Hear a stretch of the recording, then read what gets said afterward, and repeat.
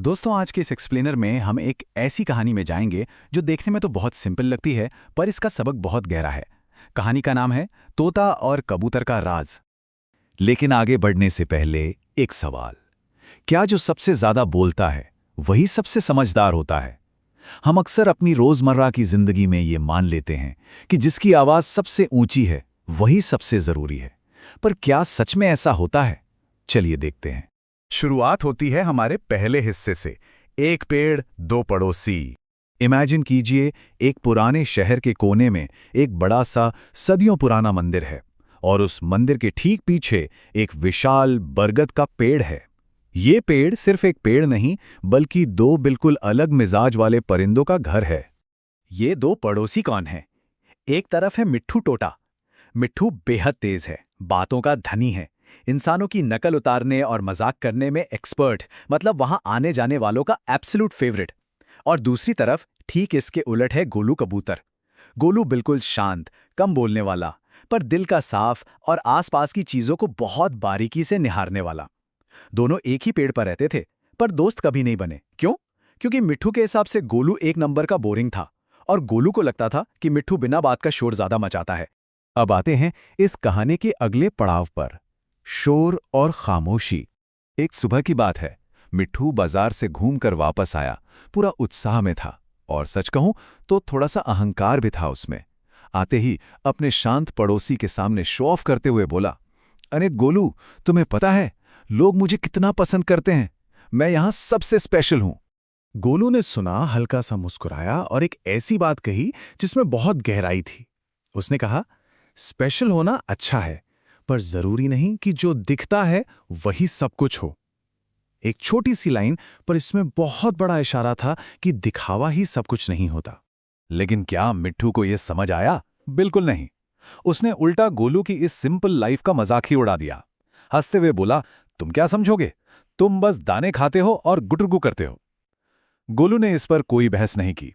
वो बस शांत बैठा रहा और आसमान को देखता रहा। फिर आती है वो रात जिसने सब कुछ बदल दिया। तूफान की रात। अचानक मौसम ने पलटी मारी। तेज हवा और आंधी के साथ भयंकर बारिश शुरू हो गई। वो बड़ा सा बरगद का पेड़ जोर जोर से हिलने लगा। हमेशा बोलने वाला मिट्ठू अब डर के मारे बुरी तरह घबरा गया था। उसे लगा अब वो गिरा कि तब गिरा।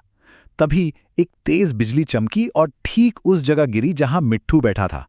पेड़ की एक बड़ी शाख वहीं टूट गई। मिट्ठू बस चिल्लाया ही था कि गोलू ने इंस्टेंटली एकदम फुर्ती से मिट्ठू को धक्का दिया और दोनों उड़कर एक पुरानी इमारत के छज्जे के नीचे छुप गए। बारिश रुकने के बाद जो हुआ वो इस कहानी का सबसे जरूरी हिस्सा है।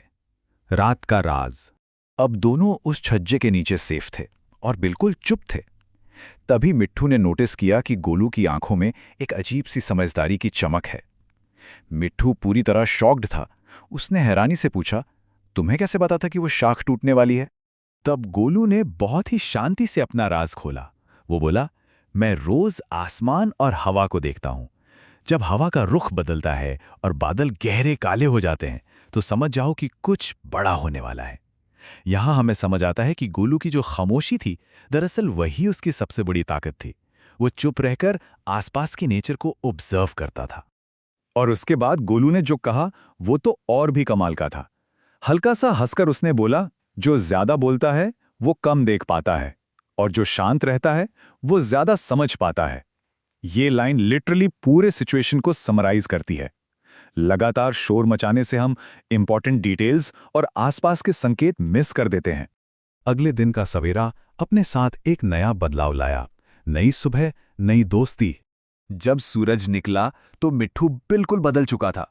जो मिट्ठू कल तक सिर्फ बोलता था, दूसरों का मजाक उड़ाता था, उसने अपनी गलती मान ली। उसने गोलू से एक्सेप्ट किया, कल अगर तुम नहीं होते तो मैं बच नहीं पाता।